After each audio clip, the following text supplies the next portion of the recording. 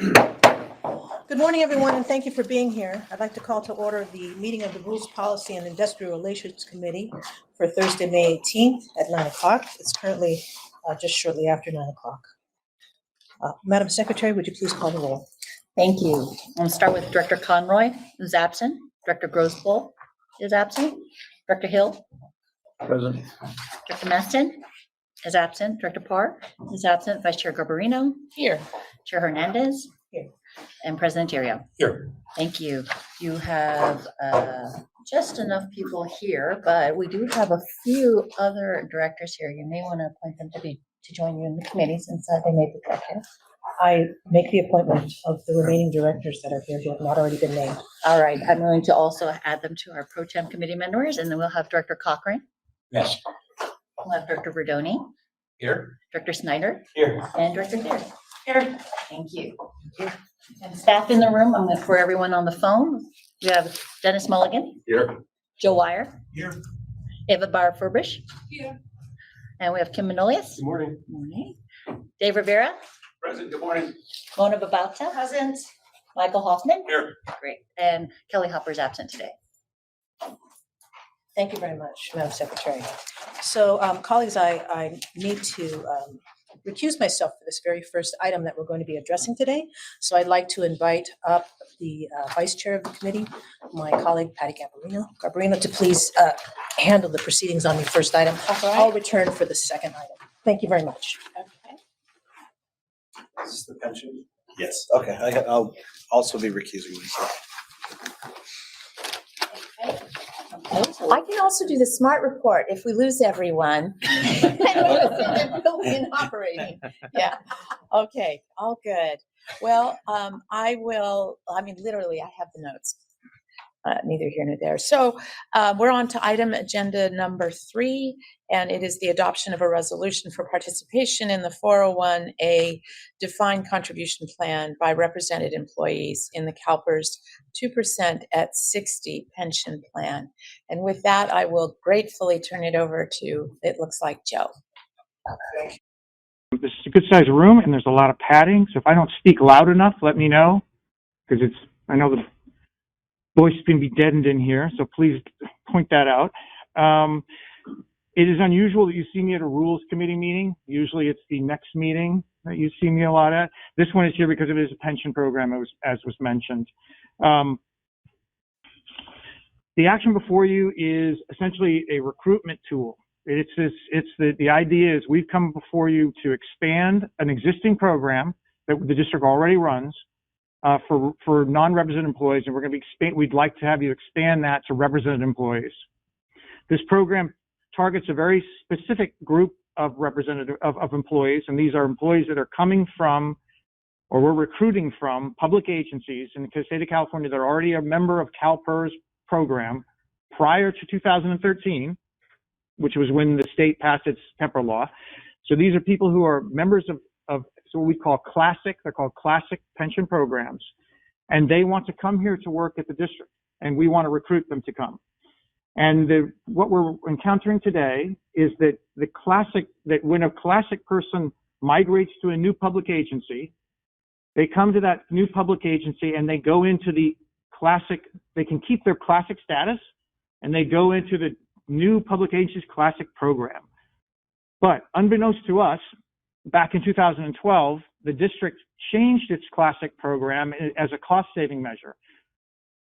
It ended up being effective a month prior to the states enacting their law, which put an entirely new structure for all new employees. So the district's classic program, resulting classic program, is what's called a 2% at 60 program, age 60. And most of these employees are coming at a 2.5 at 55. And so they go into a new, what would be lesser pension program when they come here, and some of them find that unattractive and don't actually come to the district. Some do. So kind of goes both ways.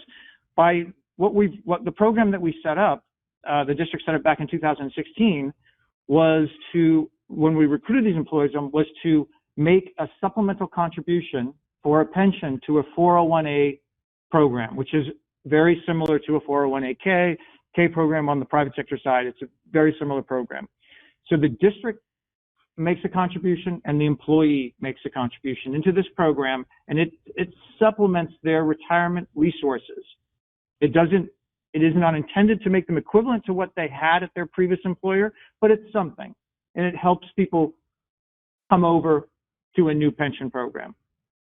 So the action before you is to take this small program that we have for non-represented employees, and there's approximately 8 employees in it since 2016, so that's how small it is, and to expand it to represent employees.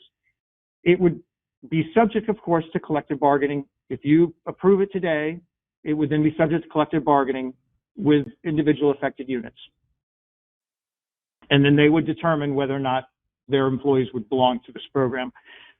There are, at the district today, 16 employees that would be covered by this program. Of course, they would all, their respective representative units would have to be bargained with in order for them to join.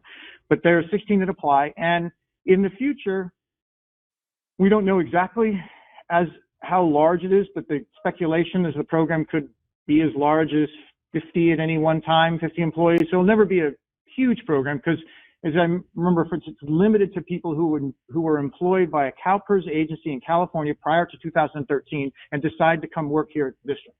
So it's not a large group of employees.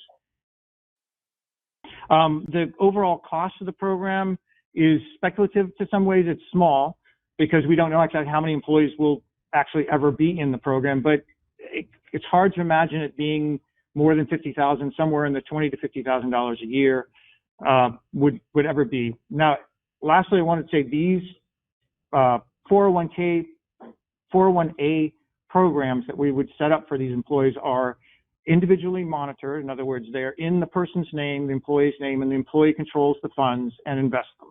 So it's similar to the 457 plan and the other parts of the 401A plan that we reported on, I think, last month to the Finance Committee. It's that particular program. And with that, I would happy to answer any questions.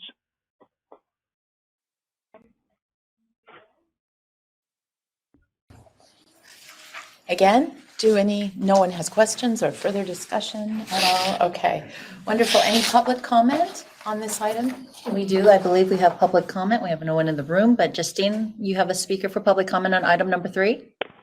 I do. David Pilpel. David, go ahead, please. Great. Can you hear me okay? Yes, we Loud can. and clear, all good. Go ahead. Excellent. Sorry, I'm not there in person. Just on the resolution itself, the third page at the top also says page 2 when I think it's page 3, and the adopted line I think should add the year after May, so it would read adopted this 19th day of May, 2023 by the following vote of the board, blah, blah, blah. That's all. The rest of the report in the reso is pretty straightforward. Thanks for listening. Thank you, David.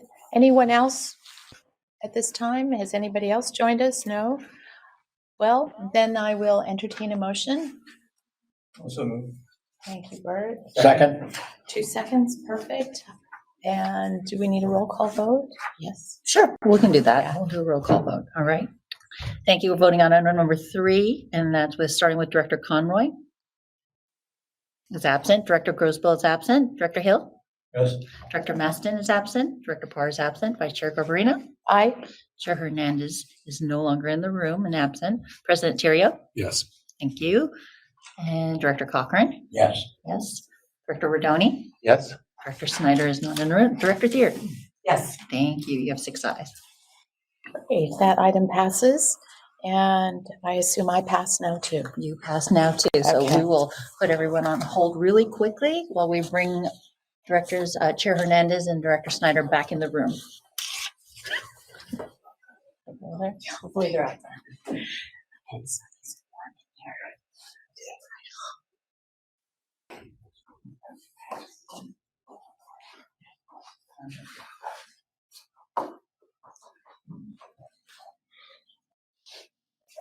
guess they redid this place. I haven't been here in ages.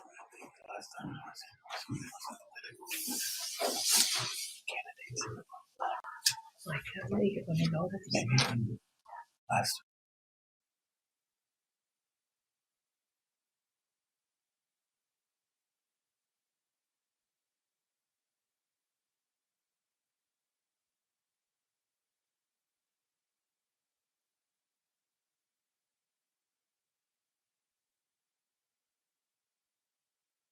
Thank you very much, colleagues. Thank you very much to our vice chair for Sure. coming in and taking over that responsibility.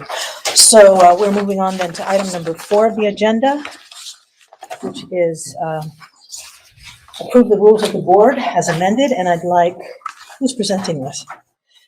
Is that you? Amoret? That's me. Okay. That's me. Amoret, please proceed. Thank you very much. This is going to be a very straightforward item. In the past, what we've done is we've kind of waited until we've collected a lot of amendments before we brought forward the rules of the board to just kind of refresh it. But in doing so, we realized we've made it wait too long. So our 2017 jumped forward 5 years and didn't get updated till 2022. So instead of having that issue happen again, I like to just bring it forward to become the 2023 current document. And there are minor modifications. One of them was the recent investment policy that was approved by the rules for Joe's annual delegation. And then the other thing that I noted was in reading it, is a personnel guide, and I wanted to update that to human resources guide to reflect what we're currently calling it. So they're really minor modifications, and that's why it's before you today, and I respectfully ask for your approval.